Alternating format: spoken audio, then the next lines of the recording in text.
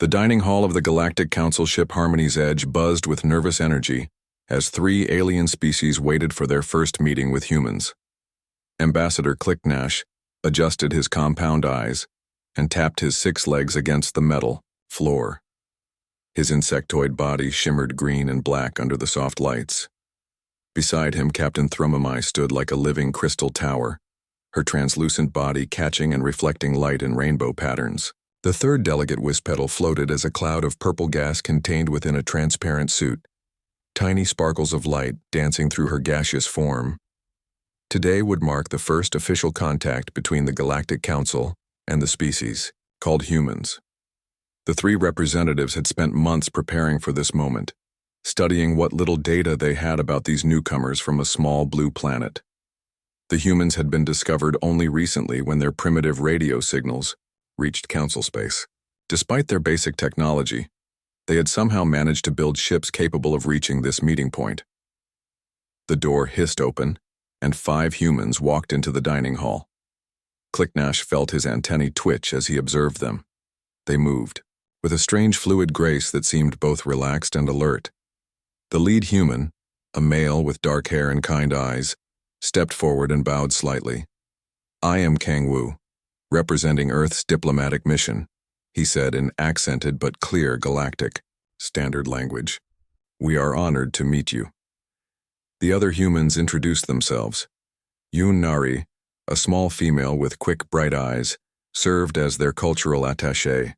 Li Bin, a tall, sturdy male, was their security chief, though he carried no visible weapons. Park Dae, a thin, nervous-looking male, was their scientist. Finally, Kim Tae, a young female with short hair, handled their communications. Captain Thrumamai's crystalline voice chimed like wind through caves. "Welcome aboard Harmony's Edge. We hope this meeting will begin a long friendship between our peoples." Kang Wu smiled, showing his white teeth. "We brought something special to share with you. In human culture, we often bond over food. With your permission, I would like to prepare a meal for everyone to enjoy together." The 3 alien representatives exchanged glances through their various forms of communication.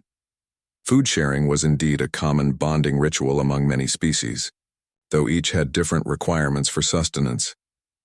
"That would be most welcome." Clicknash clicked, his mandibles moving in what humans would learn was a pleased expression. Kang Wu moved to the food preparation area that had been set up along one wall of the dining hall. The other humans spread out around the room, with Yoon Nari explaining human customs to the fascinated aliens, while Park Dae took notes on everything he observed. Li Bin positioned himself where he could see all entrances, a habit that the aliens noticed but didn't yet understand. As Kang Wu began preparing ingredients, he talked about Earth's diverse food cultures. His hands moved with practiced skill as he chopped vegetables and seasoned meats. The aliens watched with growing interest as he explained how humans had developed thousands of different ways to prepare food across their planet. "Cooking is both art and survival skill for humans," he said, selecting a long, sharp knife from the set of tools he had brought. "We learned to use fire and tools to make food safer and more nutritious." He began to demonstrate advanced knife techniques, his blade moving in quick, precise cuts through vegetables. The aliens were impressed by his dexterity and control. Clicknash had never seen such fine motor control in any species he knew. Kang Wu continued talking as he worked, explaining how different regions of Earth had developed unique cooking methods. He became more animated as he spoke, occasionally gesturing with his hands while holding knives. The aliens found his passion for the subject endearing. "In my homeland we have a saying," Kang Wu said, tossing a piece of vegetable into the air and catching it with his blade. "A good cook must be one with his tools." To demonstrate this philosophy, he began juggling 3 small knives in a smooth, rhythmic pattern. The blades flashed in the light as they spun through the air. The aliens watched in amazement at this display of coordination and skill. This technique helps develop the hand-eye coordination needed for precise cutting, he explained, never taking his eyes off the spinning blades. "It also shows respect for the tools of our trade." Wispetal's gaseous form pulsed with colors of wonder. "Remarkable precision," she whispered. "How do you achieve such control?" Years of practice, Kang Wu replied with a modest smile. And concentration. A chef must always be aware of his knives. As he spoke, one of the juggled knives went slightly off course. Without breaking his conversation or even looking, Kang Wu's left hand snapped out and caught the falling blade by its sharp edge. His fingers closed around the metal with perfect pressure, stopping its movement instantly. He continued talking, as if nothing had happened, smoothly returning the knife to his juggling pattern. The dining hall fell completely silent. The three alien representatives froze in shock. Captain Thrumame's crystalline body stopped its constant light refraction. Clignash's compound eyes fixed on Kang Wu's hand. Whizpetal's gaseous form contracted into a tight ball of fear. They had just witnessed something impossible. No known species in the galaxy could catch a sharp falling object by its blade without looking. The reaction speed required was beyond anything they had encountered. The precision needed to grip a knife edge without cutting oneself was unthinkable. The casual way the human had performed this feat while continuing conversation was terrifying. Kang Wu noticed their silence and looked up from his cooking. "Is something wrong?" he asked with genuine concern. The aliens remained frozen. In their evolution, such reflexes meant only one thing: apex predator. Species that could react that quickly and precisely were the kind that hunted other intelligent beings. No prey species could develop such abilities because they would never need them. Only hunters required that level of speed and control. Nari stepped forward, sensing the tension. "Perhaps we should explain human physiology," she offered. "Our reflexes developed over millions of years of evolution. This only made things worse. Millions of years of reflex development meant millions of years of hunting and killing. The aliens began to truly understand what they were facing." Li Bin noticed the changed atmosphere and moved slightly closer to his fellow humans. His movement was smooth and controlled, but to the aliens it looked like a predator positioning itself for attack. They saw how his eyes constantly scanned the room, noting exits and potential threats. They realized this human was a warrior, and his calm demeanor was that of a killer at rest. Park Day tried to break the tension by approaching Clicknash with scientific curiosity. "Your compound eyes are fascinating," he said. "How many visual receptors do you have?" But Clicknash saw those forward-facing human eyes and felt primitive terror. Every prey species in the galaxy knew that forward-facing eyes meant predator. Side-facing eyes meant prey. Humans had the eyes of hunters. Kim Tae attempted to communicate with Whizpetal through their translation device, but the gaseous being recoiled from her approach. The young human's movements were quick and precise, speaking of reflexes honed for catching prey. Kang Wu continued preparing the meal, unaware of the fear his simple demonstration had created. He moved with the efficient grace of someone comfortable with sharp tools and potential danger. Every gesture spoke of a being evolved to hunt and kill. The aliens watched in growing horror as they truly saw humans for what they were: apex predators disguised as diplomats. The casual way they handled deadly implements, their constant awareness of surroundings, their precise movements and lightning reflexes all pointed to the same terrifying conclusion. These humans were the most dangerous species the galaxy had ever encountered, and they were pretending to be peaceful visitors. The first contact ceremony continued, but everything had changed. The aliens now knew they were sharing a room with 5 perfect killing machines who could strike faster than thought and catch blades from the air without looking. And the humans had no idea what they had just revealed about themselves. The meal that followed was the most terrifying experience any of the 3 aliens had ever endured. They watched Kang Wu serve perfectly prepared dishes with the same hands that had caught a falling knife blade. Every movement he made seemed calculated and deadly. When he offered them food with a warm smile, they saw the bared teeth of a predator. Nari tried to explain human culture as they ate, but her words only made things worse. She spoke of human sports where individuals threw objects at high speeds while others caught them barehanded. She described martial arts where humans fought each other for training and discipline. She mentioned how human children played games that involved chasing and catching each other. "We have a saying on Earth," she said cheerfully. "Practice makes perfect." Humans believe in constantly improving our skills through repetition, Ambassador. Clicknash felt his exoskeleton shiver. A species that spent their free time practicing combat and catching fast-moving objects was a species bred for war. His compound eyes tracked every small movement the humans made, noting how they never seemed to sit still completely. Even at rest, they appeared ready to spring into action. Captain Thrummai observed how the humans positioned themselves around the table. Without seeming to coordinate, they had naturally spread out to cover all approaches to the dining area. Li Bin sat where he could see both entrances. Park Dae positioned himself near the communication panels. Kim Tae chose a seat with a clear view of the ship's internal displays. This wasn't random seating. This was tactical positioning by a species that thought like hunters even during peaceful meals. "How long do humans typically live?" Wispetal asked, trying to sound casual. "Around 80 to 100 years, Kang," Wu replied. "Though with our medical advances, some live longer." The aliens exchanged horrified glances. A century was enough time to perfect killing skills to an unimaginable degree.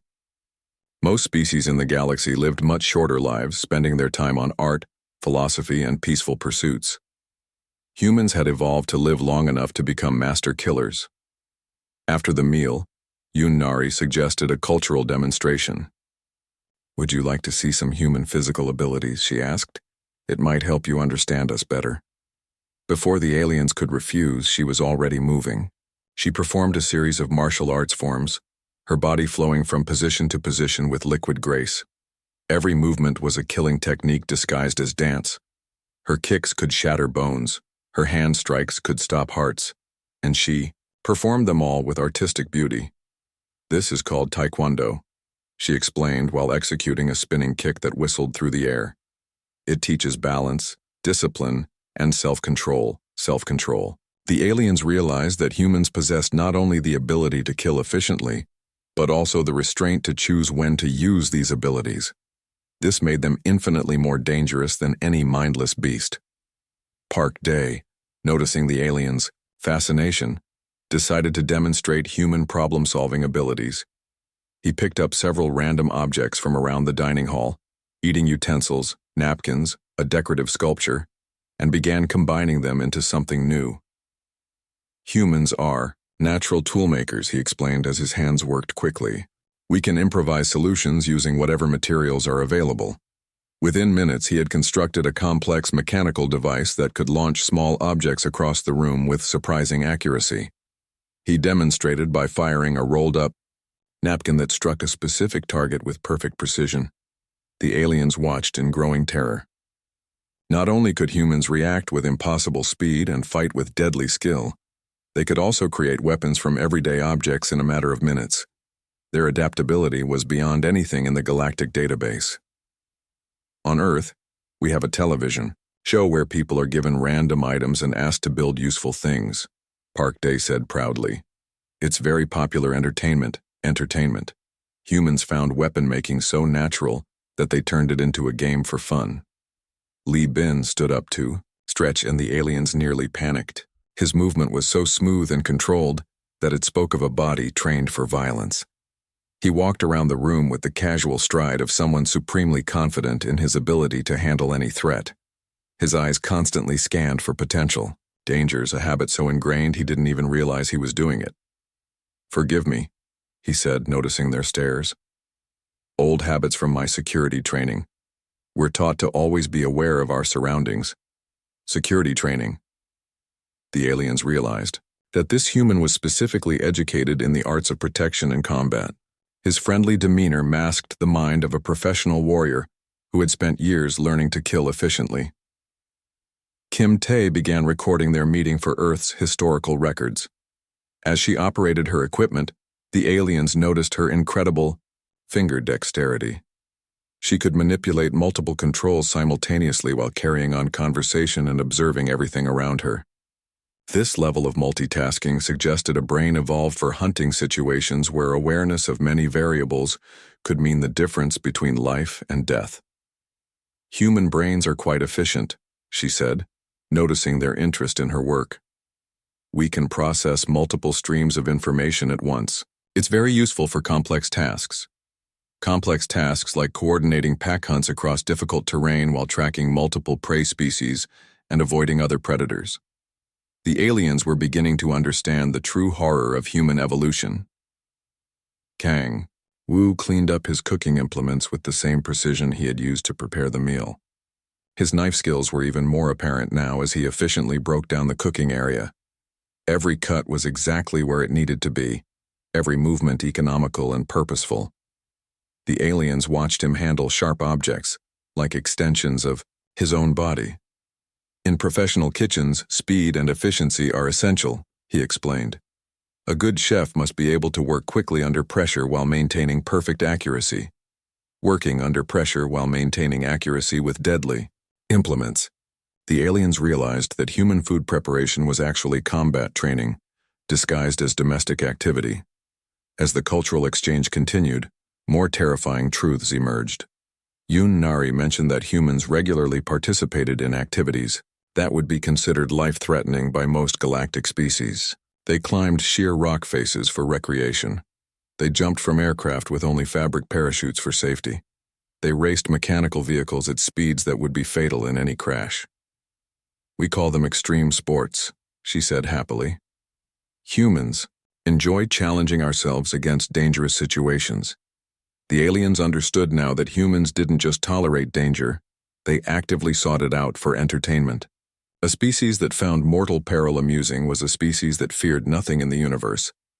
Park Day explained human scientific methods, describing how they tested hypotheses through careful experimentation. But to the aliens, his description sounded like the systematic study of weaknesses and vulnerabilities. Human science was just another form of hunting, seeking out hidden knowledge with the same relentless precision they applied to tracking prey. As the day wore on, every innocent comment and casual demonstration revealed new layers of human lethality. They were masters of tools, weapons, tactics, adaptation, endurance, and precision. They combined the patience of persistence hunters with the explosive speed of ambush predators.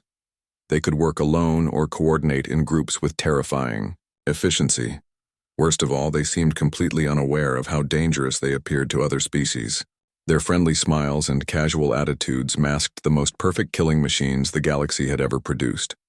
When the formal meeting finally ended, the three alien representatives watched the humans return to their quarters with growing dread. They had come here expecting to welcome a new member to the galactic community. Instead, they had discovered a species so dangerous that it threatened the existence of every other intelligent life form in the universe, and the humans thought they were just being friendly neighbors. The moment the humans left, emergency communications began. Messages flew across the galaxy at faster than light speeds, carrying warnings about the terrifying species that had just introduced itself to galactic civilization. The age of human contact had begun, and the galaxy would never be the same. The emergency session began 3 hours after the humans retired to their guest quarters. Captain Thrummai sealed the command deck, while Ambassador Clicknash activated quantum encrypted channels to the Galactic Council. Wispetal expanded her gaseous form to interface directly with the ship's communication array, bypassing normal protocols in her urgency to warn the galaxy. Priority Alpha transmission to all Council worlds. Clicknash transmitted, his compound eyes reflecting the urgency displays. Species designation human represents unprecedented threat level. Recommend immediate containment protocols. The response came within minutes. Council representatives from dozens of worlds demanded explanations. How could 5 peaceful-looking diplomats pose a galactic threat? What had these humans done to warrant such alarm? They caught a knife, Captain Thrummai stated in her crystal-clear voice. The communication channel fell silent. Then came a barrage of confused questions. How was catching a knife threatening? What did this mean? Wispetal pulsed with urgent colors as she explained what they had witnessed. The human-designated Kang Wu caught a falling blade by its sharp edge without looking. Reaction time was impossible. Precision was beyond any known species' capability. This indicates apex predator evolution spanning millions of years. The implications rippled across the galaxy in real time. Military analysts began pulling human data, comparing it to known predator species. What they found confirmed the worst fears. Humans exhibited every characteristic of a species evolved specifically for hunting and killing other intelligent beings. Meanwhile, Li Bin had noticed the ship's subtle changes. His security training made him sensitive to alterations in routine patterns. Guard rotations had shifted. Internal sensors had increased their scanning frequencies. Atmospheric composition in the corridors showed traces of monitoring chemicals, designed to track movement and health status. He found Park Day in the humans' common area, still excited about the cultural exchange. "Did you notice anything unusual about our hosts after dinner?" Li Bin asked carefully. Park Day looked up from his notes. "They seemed nervous. Maybe they're just not used to meeting new species." Ambassador Clicknash kept staring at us with all those eyes. It was more than nervousness, Li Bin said. He described the security changes he had observed, the way the aliens had positioned themselves defensively, the subtle increase in ship's internal monitoring. Kim Tae overheard their conversation and joined them. "I've been monitoring communication frequencies," she said quietly. "There's been a massive spike in transmission since we went to our rooms. Heavily encrypted, high-priority channels." Yoon Nari emerged from her quarters looking troubled. "Something's wrong. The cultural exchange went well, but the aliens seemed frightened by the end. Did we do something offensive?" Kang Wu was the last to join them, still puzzled by the aliens' sudden change in behavior. They were so interested in human cooking at first. Then something shifted and they became distant. Maybe our food preparation methods seemed too violent. Li Bin's expression grew serious. "We need to consider that we might be in danger. The ship's security status has changed dramatically. Whatever happened during dinner has made them see us as a threat." As if summoned by their conversation, the ship's intercom crackled to life. Captain Thromamai's voice filled their quarters. "Human guests, please remain in your designated areas for the remainder of your stay. This is for your safety and the safety of the crew." The 5 humans exchanged glances. They were no longer guests. They were prisoners. "We need information," Li Bin said. "Kim Tae, can you tap into their internal communications without alerting them?" Kim Tae was already working on her portable equipment. "I can try, but their encryption is sophisticated. Give me some time." While she worked, the others tried to piece together what had gone wrong. Yoon Nari reviewed every moment of the cultural demonstration, analyzing what might have seemed threatening to alien minds. Park Day examined the differences between human and alien evolution, trying to understand their perspective. "Wait," Kang Wu said suddenly. "The knife juggling. When I caught the blade without looking, they all froze at that moment."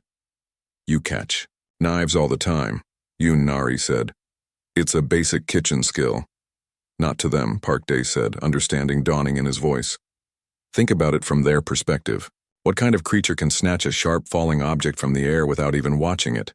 Li Bin nodded grimly. "A predator. Something that hunts and kills for a living." The realization hit them all at once. Every skill they considered normal, quick reflexes, tool use, tactical thinking, physical coordination, would appear as hunting abilities to species that had never developed them. They hadn't been demonstrating human culture. They had been displaying a million years of predatory evolution.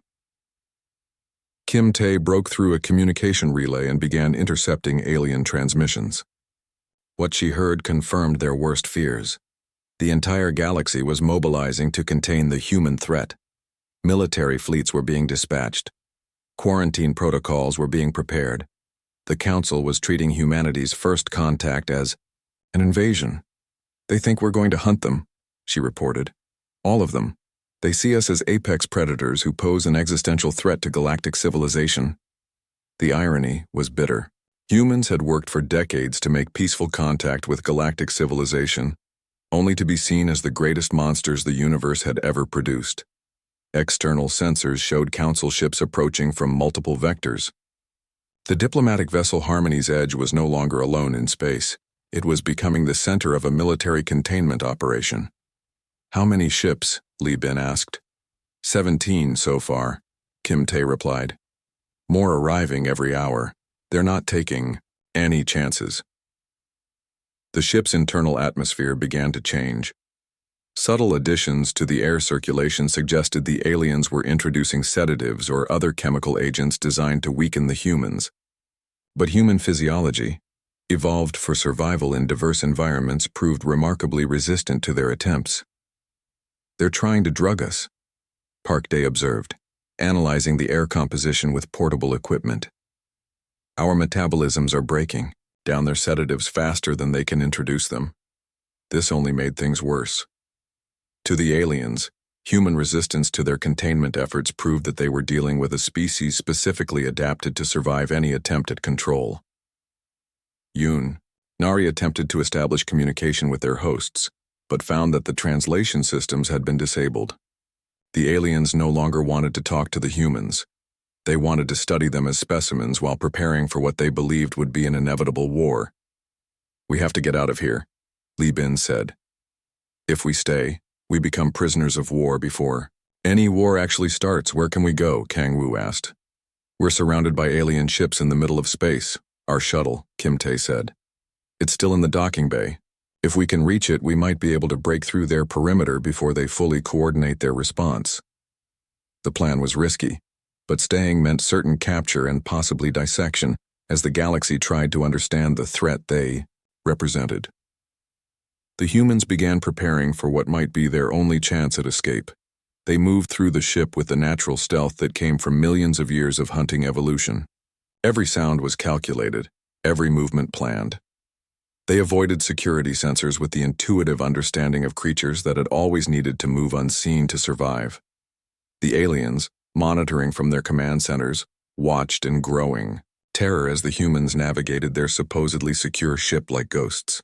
Every evasion tactic the humans used confirmed alien fears about their capabilities. These weren't peaceful diplomats trying to escape misunderstanding.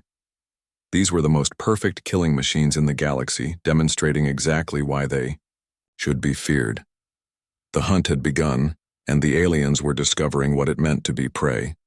The maintenance tunnels of Harmony's Edge had never been designed for stealth operations, but the humans moved through them like water flowing downhill.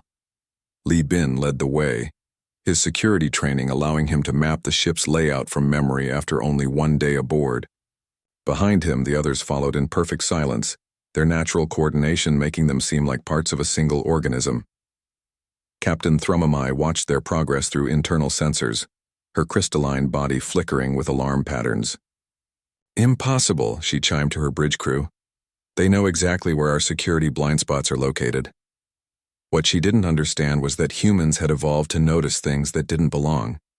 Every species had patterns of behavior, and Li Bin had spent his career learning to read those patterns. The placement of cameras, the timing of patrol routes, the flow of air through ventilation systems, all of it told a story to someone trained to listen. "They're heading for the docking bay," reported the ship's security chief, a Vectar officer, named Buzzaketh, who had been summoned from the nearest military station. "All escape routes are sealed, but the humans weren't following normal escape routes." Kang Wu had noticed during his cooking demonstration that the ship's waste recycling system connected directly to the docking bay area. Years of working in cramped military kitchens had taught him to notice unconventional pathways through complex buildings. The aliens watched in disbelief as the humans disappeared from all sensor readings, then reappeared in areas that should have been completely inaccessible. They seemed to phase through solid barriers like supernatural creatures. "Deploy emergency countermeasures," Ambassador Clicknash commanded. "Flood all compartments with paralytic gas." The ship's atmosphere control systems responded, releasing clouds of chemical agents designed to disable any known species. But human lungs, evolved for endurance running across diverse terrain, could function on minimal oxygen while filtering out toxins. The humans continued moving through the poison-filled corridors with barely any effect. Nari led Kim Tae and Park Dae through a series of ventilation shafts that connected to the communications array. While Li Bin and Kang Wu worked toward the docking bay, the others had a different mission. They needed to contact Earth and warn humanity about what was coming. "Can you break through their transmission blocks?" Nari whispered to Kim Tae as they reached the communication hub. Kim Tae's fingers moved over her portable equipment with the precision of a surgeon. "Give me 30 seconds. Those 30 seconds felt like hours as alien security forces converged on their location. The ship's internal defenses activated automated systems designed to trap intruders, but the humans moved with an unpredictability that confused the targeting algorithms. They didn't follow logical paths or make expected decisions. Instead, they flowed around obstacles like apex predators who had spent millions of years adapting to any environment. Park Day worked frantically to analyze the ship's power systems, looking for ways to disable their containment efforts. His scientific training had taught him to understand complex systems quickly, but what the alien saw was a creature systematically finding the weaknesses in their defenses. "They're learning our technology in real time," Buzzketh reported with horror. "Rate of adaptation is beyond any known species." The truth was that humans had always been tool users who could understand and modify complex systems. But to aliens who had evolved as peaceful specialists, human adaptability looked like the perfect infiltration ability of a species designed to conquer other civilizations. Kimte established contact with Earth just as the first security drones reached their position. "Emergency transmission to Earth Defense Command," she broadcast. "Humanity classified as galactic threat. Military response incoming. Prepare for possible attack." The message transmitted in a burst of quantum-encrypted data just before alien security systems cut the connection. Earth would have warning, but the humans were now completely cut off from help. Meanwhile, Li Bin and Kang Wu reached the docking bay to find their shuttle surrounded by force fields and guard drones. The aliens had anticipated this move and prepared accordingly, but they had underestimated human creativity under pressure. "Kitchen equipment," Kang Wu said quietly, pointing to his cooking supplies still loaded in the shuttle's cargo area. Li Bin understood immediately. They began combining Kang Wu's professional tools with emergency supplies from the docking bay. Within minutes, they had created improvised devices that could disrupt force fields and confuse targeting systems. The aliens watched in fascination and terror as the humans turned cooking utensils into sophisticated weapons. Every tool became deadly in their hands. Every innocent object transformed into part of an escape plan that no computer could have predicted. How did they know to do that? Wispetal pulsed with fear colors. No species should be able to improvise weapons so quickly. The answer was simple. Humans had been making tools for millions of years. Give them any collection of objects and they would find ways to combine them into something useful. But to aliens who relied on manufactured equipment for everything, human tool-making looked like supernatural powers. The 5 humans regrouped at the shuttle as alarms blared throughout the ship. They moved with the fluid coordination of a pack that had hunted together for years, even though they had known each other for less than a week. Each person knew exactly what the others would do without any spoken communication. "Launching in 30 seconds, Li Bin announced as he fired up the shuttle's engines. "Everyone secure." The docking bay erupted in defensive fire as automated systems tried to prevent their escape. But human reflexes, honed by millions of years of dodging threats, allowed them to navigate through the barrage of energy weapons and physical barriers. Captain Thrumamai activated the ship's tractor beams, designed to hold vessels much larger than the human shuttle. But Li Bin's piloting skills, combined with the shuttle's Earth-built maneuverability, allowed them to break free through a combination of tactics no alien pilot had ever attempted. "They're through the inner perimeter," Buzzketh reported as the shuttle streaked away from Harmony's edge. 17 council ships moving to intercept. The chase that followed became legendary in galactic military history. A single small human shuttle evaded the combined efforts of the galaxy's most advanced military vessels through a display of piloting that defied every known law of physics and tactics. Li Bin flew their craft like an extension of his own body, making impossible maneuvers that should have torn the shuttle apart. The others worked frantically to keep their systems running under stresses no engineer had ever planned for. "They're doing things that should kill them," one alien commander reported. G-forces alone should have rendered them unconscious. But humans had evolved for persistence hunting, which meant their bodies could endure punishment that would disable most species. What looked like supernatural endurance was just another product of their predatory evolution.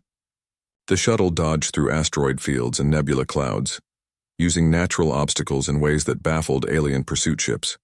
The humans seemed to understand space terrain intuitively, reading gravitational fields and energy patterns like a map. One by one, the Council ships fell behind or gave up the chase. Not because they lacked speed or firepower, but because they couldn't match human unpredictability and endurance. As they broke free of the containment fleet, the 5 humans realized they had done the worst possible thing. They had proven to the galaxy that humans were exactly as dangerous as the aliens feared. They weren't just escaped prisoners anymore. They were the advanced scouts of a species that had just demonstrated it could outfight, outthink, and outmaneuver. The combined military might of galactic civilization, the war between humanity and the galaxy had begun with a single knife catch, and now there was no turning back. The human shuttle drifted in the empty space between star systems, its engines quiet and systems running on minimal power. 3 days had passed since their escape from Harmony's edge, and the 5 humans knew they couldn't run forever. Behind them, the galaxy mobilized for war against a species they saw as the ultimate threat to all life. Li Bin monitored long-range communications while the others tried to find a solution to the crisis they had inadvertently created. Every intercepted message painted a grimmer picture. Entire star systems were preparing defensive fleets. Ancient weapons were being activated on worlds that had known peace for millennia. The galactic economy was collapsing as species devoted all resources to military preparation. Earth's response, Park Day asked quietly. They're preparing too, Kim Tae replied, her voice heavy with sadness. Full military mobilization. Every ship, every weapon, every soldier. They think we're about to be invaded by the entire galaxy, Irony was crushing. Humanity's first contact with galactic civilization had triggered the largest military buildup in cosmic history. 2 sides prepared for a war that neither actually wanted, driven by misunderstanding and fear. Yun-Nari had spent the 3 days analyzing their situation from every angle. As a cultural attaché, she understood how small miscommunications could cascade into major conflicts, but she also saw something the others had missed. They're more afraid of us than we should be of them, she said finally. What do you mean? Kang Wu asked. Think about their evolution, Yun-Nari explained. Every species in the Galactic Council developed as prey animals or peaceful creatures. They never evolved the instincts for violence that we take for granted. To them, our normal abilities are as terrifying as facing a natural disaster. Park Day nodded slowly. That's why they panicked when you caught the knife, Kang Wu. They literally cannot comprehend reflexes that fast. Their brains aren't wired for it, so they see us as monsters, Li Bin said. But we're not actually planning to hurt anyone. That's exactly the problem, Yun-Nari continued. They can't tell the difference between capability and intent. We have the ability to hunt and kill efficiently, so they assume that's what we plan. To do, the solution began to form in her diplomatic mind. What if we could show them that our predator abilities serve a different purpose now? How? Kim Tae asked. Before Yun-Nari could answer, their sensors detected an incoming ship. A single vessel, small and obviously damaged, limping through space, on emergency power. Its design was unfamiliar, not from any of the Council species they had met. It's transmitting a distress signal, Li Bin reported. Universal emergency frequencies. The humans looked at each other. Every instinct told them to avoid contact with any alien vessel. But another instinct, deeper and more fundamental, responded to the call for help. We have to assist them. Kang Wu said what they were all thinking. Their shuttle moved to intercept the damaged vessel. As they drew closer, they could see massive hull breaches and failing life support systems. Whatever had attacked this ship had been thorough and brutal. Multiple life forms aboard, Park Day reported from the medical scanner. Weak vital signs. They're dying. The docking procedure was complicated by the alien ship's unfamiliar technology, but human adaptability and tool-making skills allowed them to create a functional connection between the vessels. Within an hour, they had rescued 7 aliens from 3 different species, none of them members of the Galactic Council. The survivors were in terrible condition. Their ship had been attacked by something they called the Devourers, a machine, intelligence that consumed organic life and converted it into more of itself. The attack had come without warning, overwhelming their defenses in minutes. As Kang Wu treated their injuries with improvised medical supplies, the aliens watched him work with growing amazement. His hands, which could catch falling knives and juggle sharp blades, moved with gentle precision as he bandaged wounds and administered medicine. The same reflexes that terrified the Council species were now being used to save lives. Park Dae worked to understand their technology, while Kim Tae established communication protocols. Lee Bin coordinated their rescue efforts with military precision, turning their small shuttle into an efficient medical facility. Yoon Nari provided comfort and reassurance to the traumatized survivors. The rescued aliens had never encountered humans before, but they weren't afraid. They were too grateful for rescue to fear their saviors. As they recovered, they began to understand what they were seeing. "You are hunters," one of them observed, watching Lee Bin coordinate their group's activities. "But you hunt to protect, not to consume." "We were prey once," another added, studying Yoon Nari's careful treatment of their wounds. "Long ago, before we developed technology, we remember the fear. But you have chosen differently." The survivors told them about the Devourers, an ancient threat that appeared every few thousand years to harvest organic civilizations. The machine intelligence was methodical and patient, spending decades analyzing target species before striking with overwhelming force. "The Council worlds don't know," the eldest survivor explained. "The Devourers hide their approach, study their prey, then attack when resistance seems impossible. Your galaxy faces extinction and they prepare for war against the wrong enemy." The humans realized they had been handed the key to solving the crisis they had created. The galaxy needed protectors, not conquerors. Humanity's predator evolution hadn't made them the threat. It had made them the solution. "We have to warn the Council," Yoon Nari said, "but they won't listen to us now. They think we're the enemy." "Then we show them," Lee Bin replied. "We do what humans do best. We adapt, we protect, and we prove ourselves through actions instead of words." The plan they developed was audacious and dangerous. They would return to Council space not to surrender or fight, but to defend the very species that feared them. When the Devourers revealed themselves, humanity would stand between the machines and the organic life they sought to consume. 3 weeks later, the first Devourer ships appeared at the edge of Council space. The alien fleets that had gathered to fight humanity suddenly faced a much more terrifying enemy.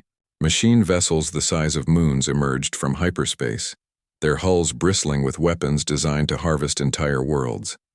The Council's defensive fleets engaged the Devourers with every weapon at their disposal. Energy beams that could crack planets barely scratched the machine hulls. Quantum torpedoes that could destroy stars were absorbed and converted into more Devourer ships. As the Council fleets fell back in growing panic, 5 human vessels appeared on their flanks. Earth's military had spent weeks studying Devourer technology from the survivors' damaged ship, developing new tactics specifically designed to fight this ancient enemy. What followed was a masterpiece of human warfare. Ships that moved like living creatures, adapting to enemy tactics in real time. Weapons that targeted not the Devourer hulls but the logic systems that controlled them. Strategies that treated the machine intelligence like any other prey animal, finding its weaknesses and exploiting them with relentless precision. The galaxy watched in amazement as human ships tore through Devourer formations that had seemed invincible. Every terrifying human trait that had caused such fear was now turned against the real enemy. Lightning reflexes allowed human pilots to dodge attacks that no other species could avoid. Tool-making abilities let human engineers create weapons from salvaged Devourer technology. Pack-hunting instincts coordinated human fleets with deadly efficiency. Ambassador Clicknash, watching from the Bridge of Harmony's edge as human ships protected his vessel from Devourer attack, finally understood what he had witnessed in that dining hall weeks ago. The knife catch hadn't been a display of predatory threat. It had been proof of the protective reflexes that now stood between organic life and extinction. "They are hunters," he transmitted to the Council. "But they hunt the things that hunt us." Captain Thrumamai's crystalline voice rang with new understanding. "We feared them because we saw only their capability for violence. We didn't recognize their capacity for choosing how to use that violence. The battle lasted 3 days. When it ended, the Devourer fleet was destroyed, its machine intelligence scattered and broken. The organic species of the galaxy had survived, protected by the very predators they had feared. In the aftermath, Kang Wu found himself once again preparing a meal for alien guests. But this time, when he caught a falling knife without looking, the aliens who watched understood what they were seeing. They saw the reflexes of a guardian, the skills of a protector, the instincts of a species that had chosen to hunt the darkness so others could live in the light. The galaxy no longer feared humanity. They treasured them as the shield between civilization and the countless dangers that lurked in the cosmic dark. And humanity had found their purpose among the stars. Not as conquerors, but as the guardians they had always been meant to be. The age of human protection had begun, and the galaxy was finally safe.